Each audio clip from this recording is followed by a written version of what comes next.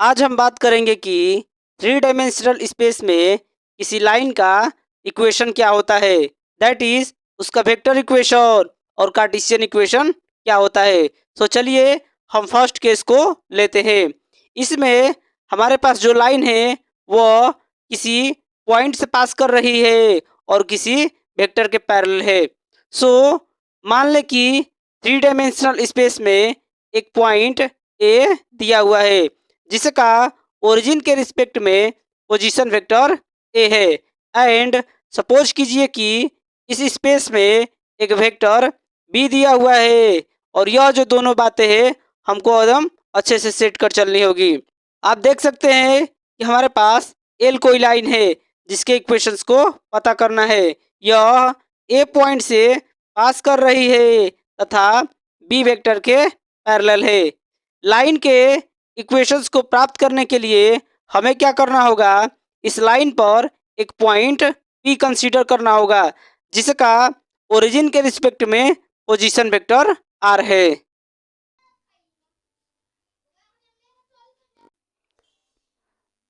अब आप इस फिगर में देख सकते हैं क्या, ये जो एपी वेक्टर है हमारे पास ए से पी तक बन रहा है, यह एपी वेक्टर बी वेक्टर के पैरेलल है।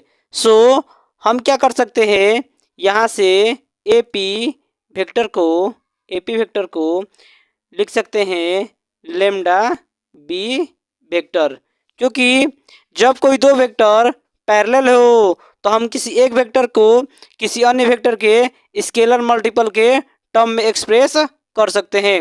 सो यह जो लेम्डा है, वेयर हम लेम्डा को लिखते हैं वेयर लेम्डा इज रियल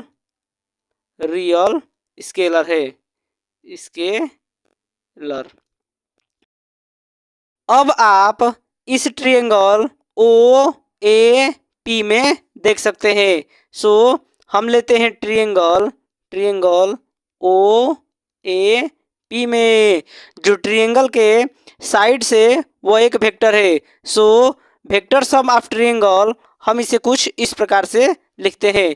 सो हो जाएगा हमारे पास ओ ए वेक्टर प्लस ये हो जाएगा यहाँ से ए पी वेक्टर, ये हो जाएगा ए पी वेक्टर और इक्वल हो जाएगा यहाँ से O P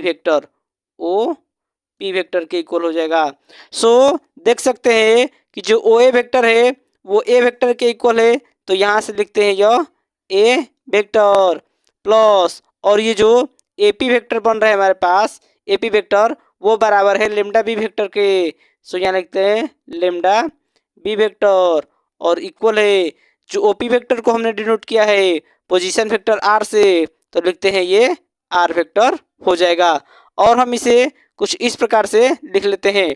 so are vector इसको हो जाएगा यहाँ पर ए वेक्टर प्लस यह लेम्डा बी वेक्टर हो जाएगा और यही होगा हमारा लाइन का इक्वेशन, जो यह बताता है कि यह जो लाइन है ए पॉइंट से पास कर रही है और यह बी वेक्टर के पैरेलल है। नोट करें डियर स्टूडेंट कि यह जो हमारे पास इक्वेशन आया है यह एक वेक्टर के फॉर्म में है। सो इसे हम वेक्टर इक्वेशन ऑफ लाइन कहते हैं। सो दिस इज कॉल्ड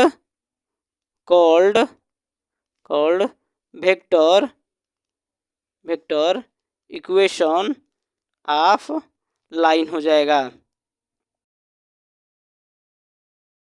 हम इस रेखा के कार्टेशियन इक्वेशन फाइंड आउट करने के लिए हम सबसे पहले यह मानकर चलते हैं कि यह जो ए पॉइंट है इसका कोऑर्डिनेट हमारे पास यह A1, B1, यह C1 है और यह जो P पॉइंट है आर्बिट्री पॉइंट है, हम इसके कोऑर्डिनेट को वेरिएबल की तरह मानकर चलते हैं। यह x, y और ये z है और चूंकि यह जो b वेक्टर है मान लेते हैं कि यह b वेक्टर है, इसका डायरेक्शन रेशियो यह a, b और c है। सो इसका डायरेक्शन रेशियो पता होने पर हमारे पास b वेक्टर इक्वल होगा हमारे पास, यहाँ से लिखते हैं A I cap plus B J cap plus C यह के कैप हो जाएगा। और यह जो ए पॉइंट है इसका कोऑर्डिनेट A1 B1 C1 है। सो यहाँ से लिखते हैं ए वेक्टर इक्वल हो जाएगा हमारे पास A1 आई कैप प्लस B1 जे कैप प्लस यह C1 के कैप हो जाएगा। और यह जो P पॉइंट है जिसका पोजीशन वेक्टर R है, सो R वेक्टर इक्वल हो जाएगा हमारे पास यह एक्स आई कैप प्लस वाई जे कैप प्लस यह जेड के कैप हो जाएगा। और यह जो मान है बी वेक्टर का, यहाँ से ए वेक्टर का और आर वेक्टर का, हम ये जो वेक्टर इक्वेशन ऑफ लाइन है इसमें हम पुट कर लेते हैं। हमने यहाँ पर आर वेक्टर और ये ए वेक्टर और यहाँ पर हमने वी वेक्टर की वैल्यू को पुट कर लिया है। नेक्स्ट हम क्या करते हैं कि हम इधर LHS में और RHS में दोनों पक्षों में जो आई कैप है, जे कैप है और के कैप है, इसके कोफिशिएंट को हम कंपेयर करते हैं। सो आई कैप के कोफिशिएंट को कंपेयर करेंगे तो यहाँ से बनेगा हमारे पास यह एक्स इक्वल हो जाएगा और इधर यहाँ से आएगा यह A1, यह हो जाएगा प्लस और यहाँ से बनेगा हमारे पास लेमडा ए, तो लिखते हैं यह लेमडा ए हो जाएगा। एंड नेक्स्ट हम A1 को इस साइड करेंगे तो हो जाएगा x माइनस A1 इक्वल हो जाएगा यहाँ से लेमडा ए हो जाएगा। एंड इस ए को इस साइड लेकर आएंगे तो x माइनस A1 इक्वल हो जाएगा यहाँ से ए और सिर्फ इधर बच जाएगा हमारे पास यह लेमडा हो जाएगा। इसी प्रकार से हम जे कैप और के कैप के कोफिशिएंट को कंपेयर करके इस प्रकार से हम लिख लेते हैं। अब आप देख सकते हैं कि यह जो तीनों क्वांटिटी है यहाँ से यह तीनों क्वांटिटी लेमडा के बराबर है। चूंकि लेमडा एक रियल स्केलर कांस्टेंट है, सो हम इसको एलिमिनेट करेंगे तो आएगा हमारे पास यहाँ से लेमडा को हटाने के बाद x माइनस A1 अपॉन में हो जाएगा यहाँ से a इक्वल हो जाएगा y माइनस B1 अपॉन में हो जाएगा ये b इक्वल हो जाएगा यह z माइनस C1 अपॉन में हो जाएगा यह c हो जाएगा। और यही होगा हमारे पास लाइन का इक्वेशन। और यह जो लाइन है यह बताता है इक्वेशन में कि यह जो लाइन है A1 B1 और C1 से पास कर रही है और उस लाइन का जो डायरेक्शन रेशियो है वह A B और C है।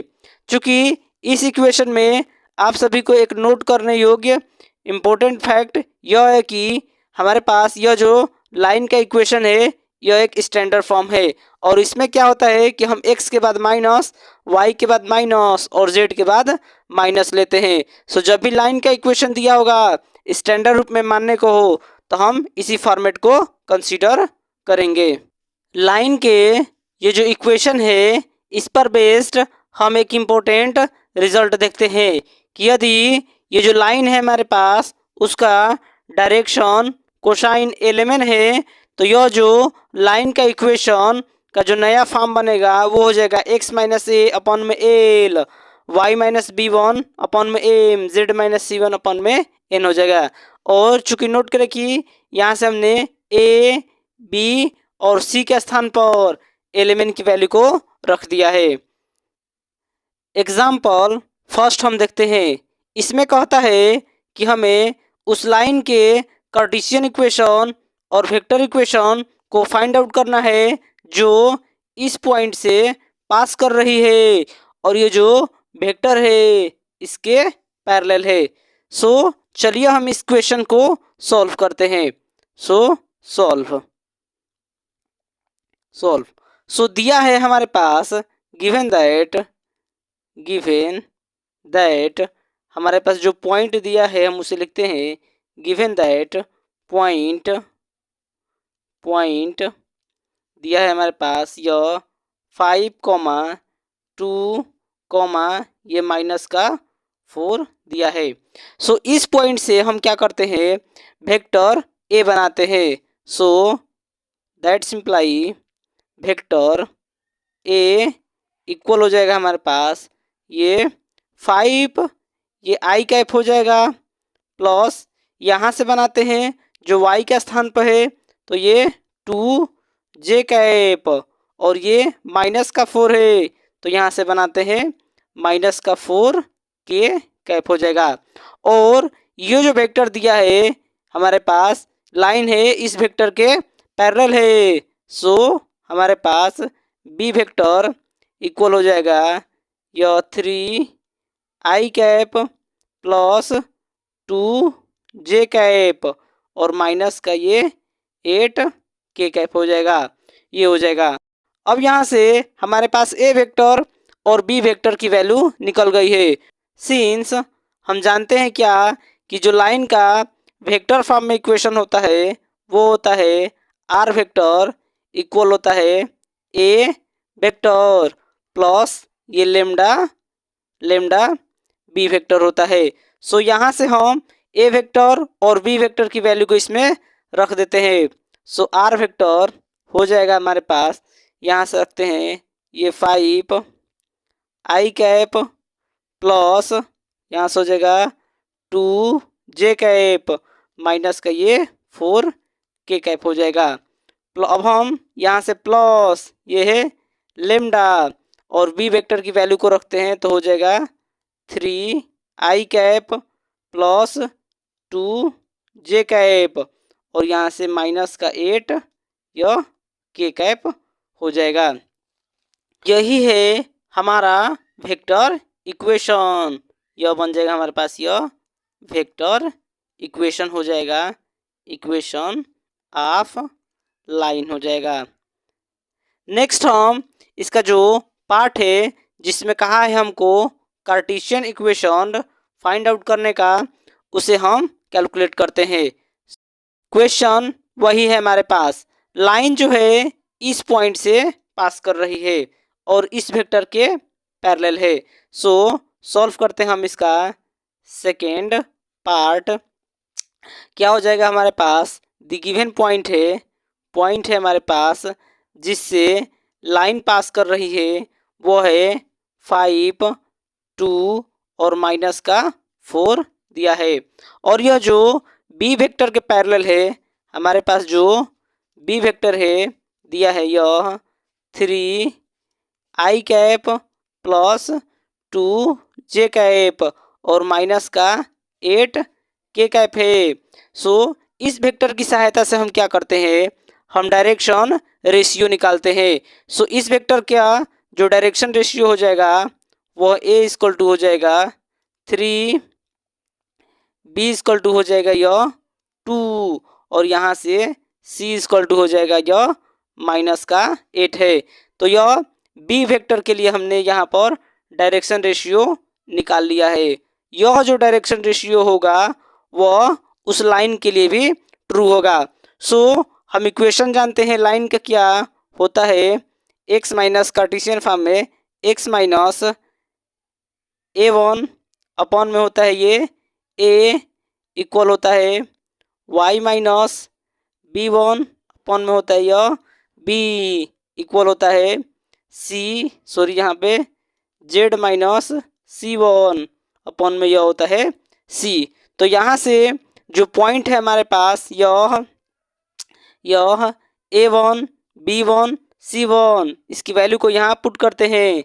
सो हो जाएगा हमारे पास x माइनस a1 के स्थान पर रखते हैं ये 5 अपॉन में हो जाएगा a के स्थान पर हो जाएगा 3 इक्वल हो जाएगा ये y माइनस b1 के स्थान पर रखते हैं ये 2 अपॉन में हो जाएगा और b के स्थान पर है ये 2 हो जाएगा, इक्वल हो जाएगा z माइनस। अब c1 के स्थान पर माइनस का 4 रखते हैं तो यहाँ माइनस का 4 रखेंगे तो यह माइनस माइनस प्लस हो जाएगा 4 अपॉन में, और c की वैल्यू को रखते हैं तो हो जाएगा यह माइनस का 8 हो जाएगा। और यही होगा हमारा कार्टेशियन फॉर्म में लाइन का इक्वेशन जिसे हमें कैलकुलेट करना था। यही हो जाएगा अपना आंसर हो जाएगा। वीडियो अच्छा लगा हो तो एक लाइक ज़रूर करें और ऐसे ही वीडियो देखने के लिए चैनल को ज़रूर सब्सक्राइब करें। Thank you.